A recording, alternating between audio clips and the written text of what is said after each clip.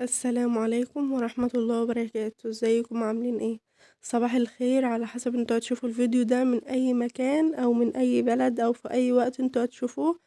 او انا ندى احمد، لو اول مرة تشوفوني ما تنسونيش في لايك وشير للفيديو ده، وكمان تدخلوا تعملوا اشتراك من الزر الاحمر اللي جنب الفيديو. زي ما انتوا شايفين كده، النهاردة هنعمل الفراخ البروستد او الفراخ المقرمشة بطريقة سهلة جدا. يعني بصوا، هي مش بتتفرق عن اللي بنشتريها من برا، واظن كمان الشكل واضح قدامكم، وكمان التسوية شايفين. هوريكم الفراخ قد ايه هي من جوه بتكون مستوية كويس، وتديها وقت قد ايه على النار ووقت قد ايه في النار. تابع معايا الفيديو للنهاية وان شاء الله هطلع بنتيجة كويسة. اول حاجة كده هنقول بسم الله ونشوف هنعمل ايه معانا. البهارات كده هقولكوا عليها الاول: توم باودر، بصل باودر، مكعب من مرقة الدجاج، معلقة بابريكا او شطة، ومعلقة صغيرة من الملح.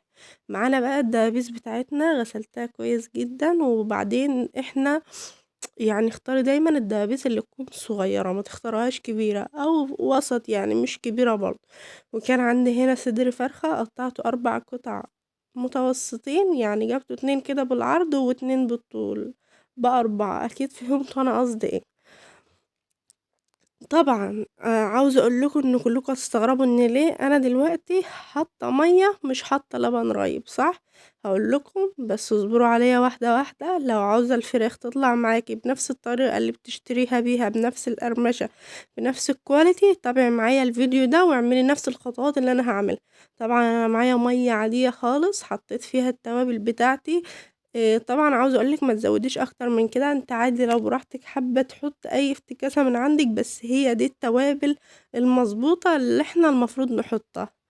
براحتك بقى، حابة تزودي دي حاجة ترجعلك انت. وبعدين بقى قلبيهم كويس جدا مع بعض لحد لما ايه، المية بتاعتك تندمج مع التوابل، تختفي تماما، ما عدتش تلاقيها ظاهرة زي ما انت شايفة قدامك كده. وبعدين ايه، رشة كزبرة صغيرة في الاخر كده، بس بعد ايه لما تحط الفراخ يعني.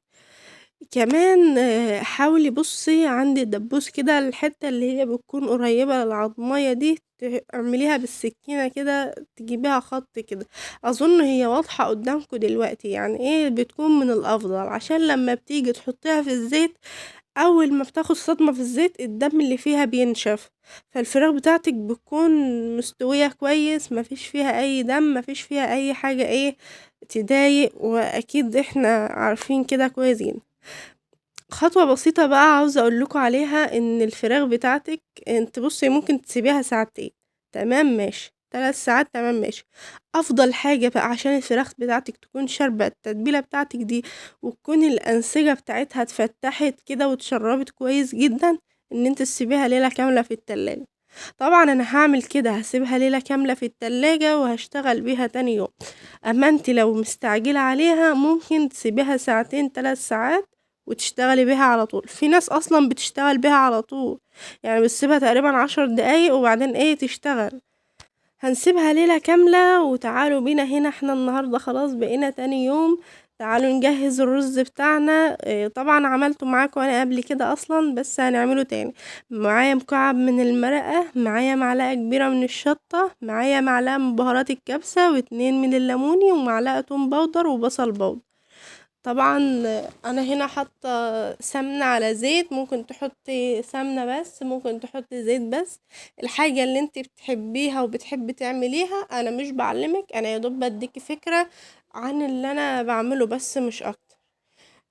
الطريقة دي أنا بحبها جدا وبعتمدها في كل الطرق اللي بعمل بيها رز. طبعا أحيانا بحط البصل مع نص معلقة صغيرة كده من السكر وبكرمله بعدين بحطه، بس أنا هنا النهاردة كنت حابة أعمله كده. ومعانا هنا 3 قرون من الفلفل الحامي زي ما انتوا شايفين كده. لو مش حابة برضو دي حاجة ترجع لراحتك، او عندك ما هوش حر وعاوزة تحطيه عادي او بارد حطيه، مفيش اي مشكلة. وحاجة كمان بسيطة هقولكوا عليها: احنا غسلنا الرز كويس ونقعناه شوية، او ممكن تحطيه على طول، مش شرط النقع، هنحطه ونحط معاه معلقة صلصة واضحة جدا قدامكم هي دلوقتي. هنحطهم ونقلبهم كويس جدا مع بعض، نخليهم بصوا يتشربوا مع بعض. وهنا عاوزة اقول لكم على حاجة، ان احنا بتعايري الرز بتاعك، وكل كوباية رز وتحطي عليها كوبايتين مية.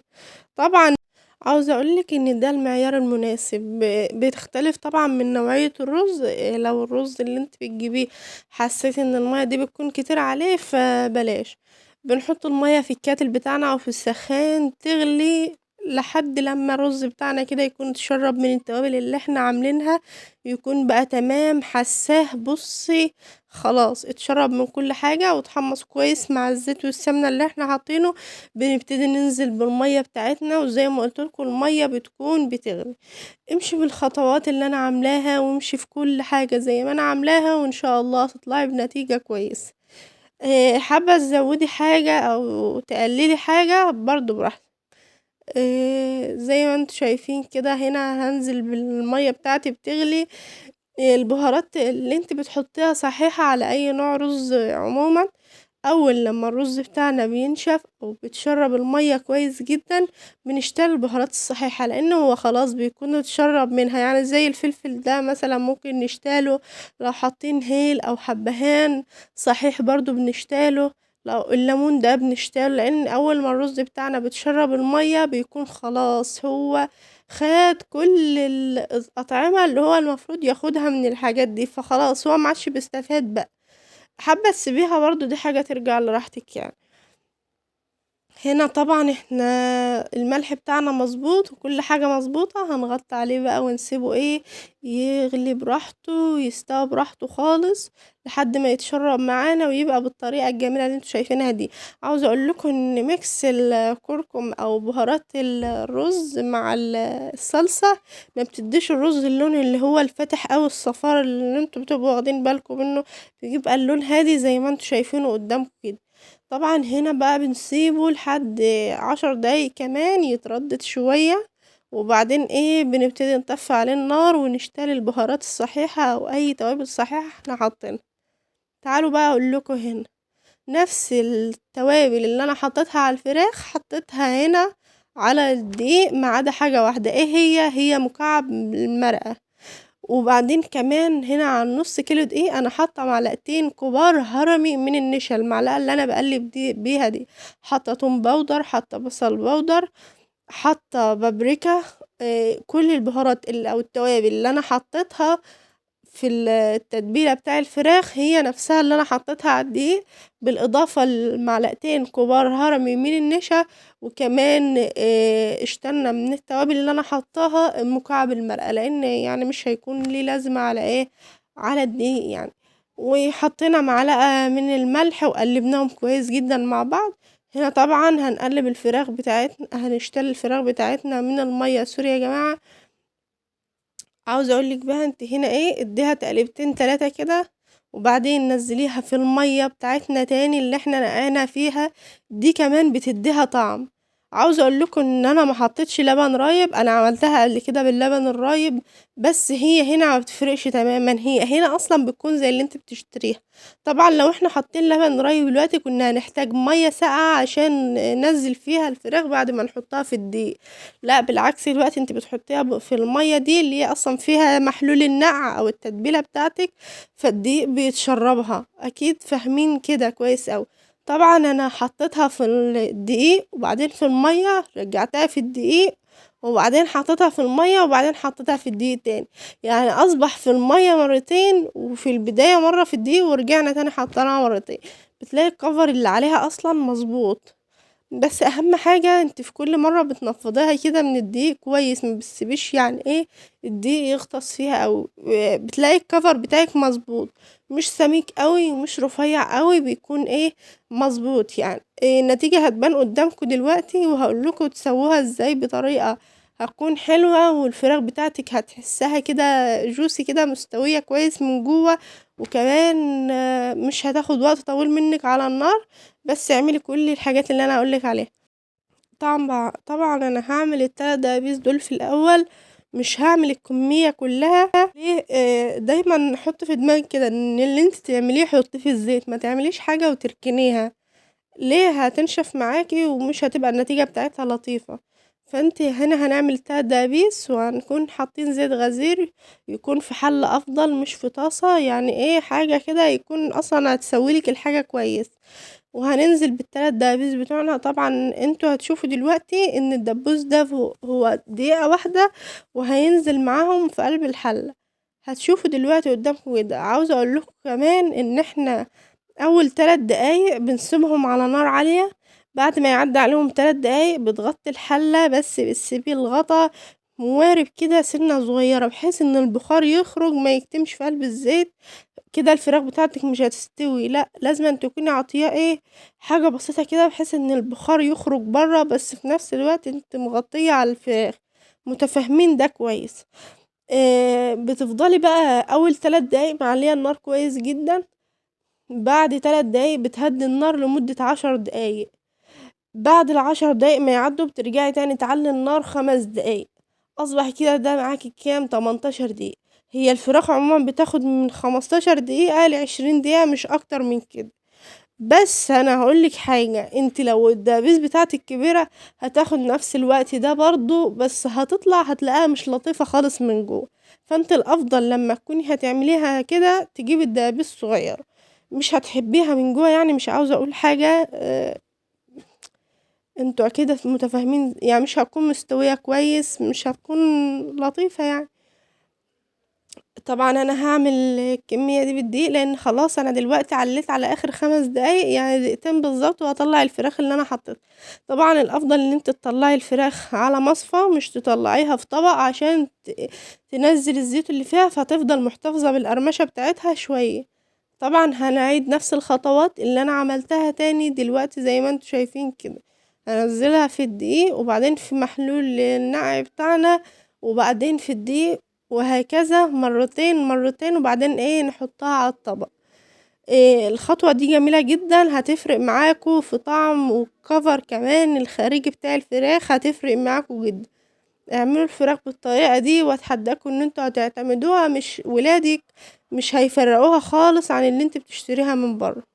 يا ريت يا حلوين لو وصلتوا لحد هنا ما تنسوش الصلاة على النبي، وكمان تدعوا لاخواتنا في فلسطين يا رب يا رب كده يفك اسرهم، ويا رب ويرحم موتانا يا رب، اللهم امين. هنا طبعا انا هحط الصدور الاول اللي هي يعني ايه، هحط ال4 قطع صدور مع بعض. بس عاوزه اقول لكم لو انتوا طلعتوا الدور الاولاني وفي الزيت حاجه مصفى ناعمه جدا وبتحطيها وتشتري اي شوائب زياده قدامك في الزيت. وبعدين هنا انا هنزل بال4 قطع صدور اللي انا عملتهم، وهتكون الكمية بتاعتهم مناسبة جدا مع الزيت. انا هكون شايفة وهتشوفوا انتوا كمان دلوقتي قدامكم كده. هتاخد برضو الصدور هنا نفس الوقت اللي خدته الفراخ. مش هنقول بقى لا الصدور ما فيهاش عظم الصدور هتستوي بسرعة، لا هي هتاخد نفس الكمية. كمان عاوزه اقول لكم حاجه، لما تكونوا جايبين الفراخ يا ريت ما تعملوهاش في اول يوم بالطريقه دي، لان الفراخ بتاعتك هتكون لسه مشدوده. مش هيكون طعمها حلو في البروستد ولا في اي حاجه من الحاجات دي. احسن حاجه اللي انت الافضل تبيتيها ليله حتى على الاقل في الفريزر. الله اكبر الله اعظم.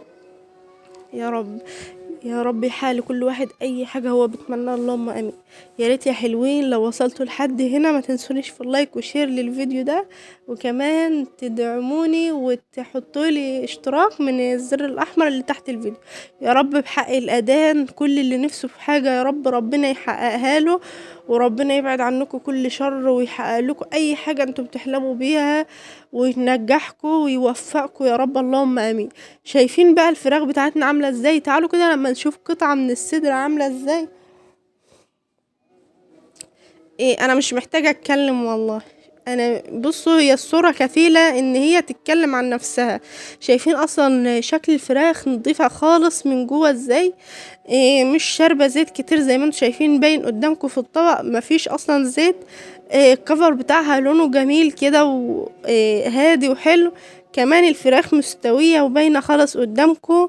وهنكسر الدبوس دلوقتي برضو هوريهولكوا قد ايه هو مستوي من جوه وكمان جميل. رددوا الاذان يا جماعه. طبعا بقى انت حابة تاكليها مع بطاطس، مع عيش، مع رز، براحتك خالص. زي ما انتوا شايفين الدبوس بتاعنا كده، مفيش فيه اي دم خالص. الفراخ بتاعتنا لانها مغسولة كويس، كمان مفيش فيها اي ريحة زفارة. الرز بتاعنا كمان مفلفل. انا يعني بصوا، كل حاجة كفيلة ان هي تتكلم عن نفسها. انا كده خلاص يعني. بصوا ده نهاية الفيديو. انتظرونا في فيديوهات جاية كتير بإذن الله. ان شاء الله اللي جاي احلى واجمل بحبكم وبدعمكم ليا بعد ربنا سبحانه وتعالى. ان شاء الله اللي جاي خير.